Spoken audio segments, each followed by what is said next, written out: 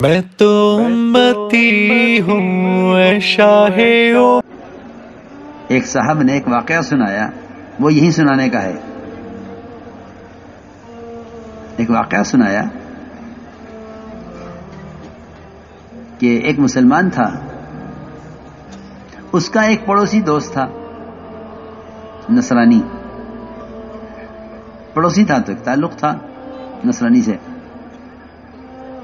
اور بہت پرانا تعلق، پرانا تعلق۔ یہ مسلمان کہیں لمبے سفر پر جانے لگا، بڑا مالدار آدمی تھا، خیال یہ ہوا کہ گھر میں اتنا مال ہے، اتنا زیورات ہیں، اتنی نقدی ہے، اتنا سامان ہے، تو ایسا نہ ہو کہ لمبے سفر کے دوران کوئی چوری ڈکیتی ہو جائے۔ خیال یہ ہوا کہ یہ مال اپنے دوست کے پاس رکھوا دیتا ہوں۔ اس سے بات کی، نے کہا بھائی میں جا رہا ہوں سفر میں، یہ سونا ہے، یہ نقدی ہے، آپ رکھ لو۔ ٹھیک ہے، یہاں رکھ دو، کوئی بات نہیں۔ رکھ لیا اس نے، اور بہت اعتماد، بہت تعلق، برابر کا پڑوسی۔ یہ واپس آیا سفر سے تو گیا اس کے پاس کہ بھائی وہ ہماری امانت۔ اس کے دل میں شیطان نے غلط ارادہ ڈال دیا تھا۔ اس نے کہا کیسی امانت، کون سی امانت؟ کہہ رہے میں آپ کے پاس سامان رکھ کر گیا تھا، آپ کیا بات کر رہے ہیں، مذاق کر رہے ہیں؟ کیسا مذاق؟ ہمیں آپ نے کچھ نہیں دیا، صاف انکار۔ یہ بہت پریشان ہو گیا، بہت پریشان ہو گیا۔ اس نے کوشش کی کہ میں اس کے لیے کوئی قانونی کارروائی کروں، تو میرے پاس کوئی ثبوت نہیں۔ جی آج کل لوگ تعلقات میں اور اعتماد میں مارے جاتے ہیں۔ حالانکہ قرآن کا حکم ہے فَلْيَكْتُبْ، کہ لکھ لو، لکھ لو، جو معاملہ ہے اسے لکھ لو۔ قرآن لکھنے کا حکم دے رہا ہے، اور قرآن کے اس حکم پر عمل نہیں کرتے آپس کے تعلقات کی وجہ سے۔ انہیں معلوم نہیں ہے کہ شیطان ان تعلقات کو کیسا ختم کرے گا اس مال کے چکر میں۔ جی ہاں، قرآن کا حکم ہے فَلْيَكْتُبْ، کہ لکھ لیا کرو معاملات، جو تمہارے لین دین ہے آپس کا، اس کو لکھا کرو۔ لکھنا نہیں آتا تمہیں تو لکھنے والے کو بلا کر لکھواؤ۔ جی ہاں، اس کا حکم ہے۔ ان کے پاس کوئی لکھت پڑھت بھی تو کوئی چیز تھی نہیں، وہ دوست کی نیت خراب ہوئی مال پر، اس نے دینے سے انکار کر دیا۔ اس کو خیال آیا کہ مجھے ان کے کسی پوپ، کسی پادری کے پاس جانا چاہیے اور اس سے جا کر ساری اپنی بات کہنی چاہیے۔ وہ گیا، جا کر اس سے کہا کہ میرا پڑوسی ہے، آپ کے مذہب کا آدمی ہے، میرا مال اس نے قبضہ لیا ہے، میں سفر میں جاتے ہوئے اس کے بعد رکھ کر گیا، میرا پڑوسی ہے، میں اسے جانتا ہوں، دوستی ہے، ساتھ کھانا، ساتھ بیٹھنا مستقل، اور میں نے ہر ممکن کوشش کر لی ہے لیکن وہ دینے کو تیار نہیں ہے۔ میں نے کہا ٹھیک ہے، میں آپ کو ایک پرچہ لکھ کر دیتا ہوں، لیکن میری شرط یہ ہوگی کہ آپ اس خط کو کھول کر نہیں پڑھیں گے، اس خط کو کھول کر نہیں پڑھیں گے، آپ یہ پرچہ لے جا کر اس کو دے دینا، مگر کھول کے آپ پڑھیں گے نہیں اس کو۔ ٹھیک ہے،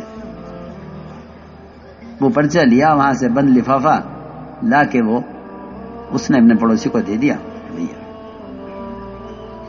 اور کچھ نہیں کہا کس نے دیا، کہاں سے، یہ آپ کے لیے خط ہے۔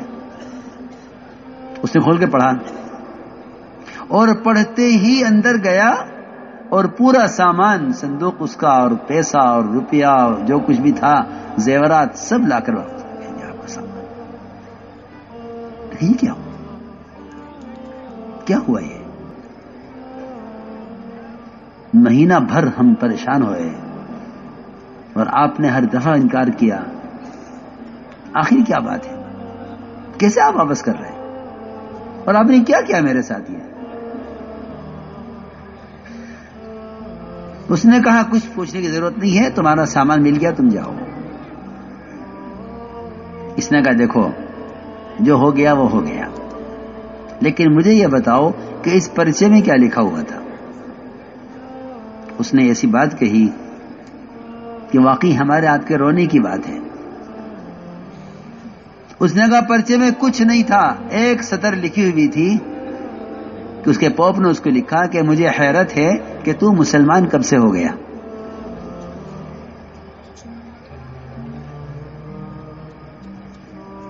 یہ بہت رونے کی بات ہے۔